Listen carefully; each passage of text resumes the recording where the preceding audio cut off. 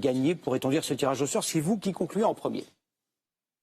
Merci beaucoup. D'abord, je vous remercie, Madame Le Pen, pour l'échange que nous avons eu. Parce qu'il faut être deux pour pouvoir mener ces échanges jusqu'au bout. Et je combats vos idées, je combats le parti qui est le vôtre, et son histoire et son positionnement politique. Mais je vous respecte en tant que personne et je respecte et je veux convaincre toutes celles et ceux qui ont pu vous suivre. On a parlé de beaucoup de sujets. Évidemment, il y a aussi des sujets vitaux pour nos compatriotes que nous n'avons pas pu évoquer. C'est la règle du jeu, du sujet du handicap qu'on a simplement esquissé, mais qui me tient à cœur immensément. De l'égalité femmes-hommes dont nous avons trop peu parlé. De nos territoires ultramarins, nous avons aussi trop peu parlé. Voilà, donc il y a une liste par prétérition que je pourrais faire. Mais je crois au fond qu'on a pu voir une chose, c'est que nous avions des désaccords sincères, respectables. Et que cette élection est aussi un référendum pour ou contre l'Union européenne et le lien qu'il y a entre la France et l'Allemagne.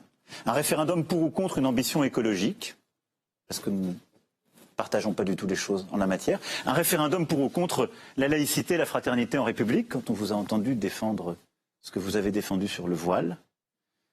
Et donc un référendum pour ou contre ce que nous sommes profondément, d'où nous venons, ce que nous avons à faire. Donc je crois que le 24 avril, c'est un moment clair, et il faut que le choix soit clair. Les 40 dernières secondes qui me restent, je veux les consacrer à nos enfants. On a parlé de notre jeunesse qui a tant souffert pendant le Covid, et au fond on se bat tous, chacun avec nos différences, nos sincérités pour nos enfants.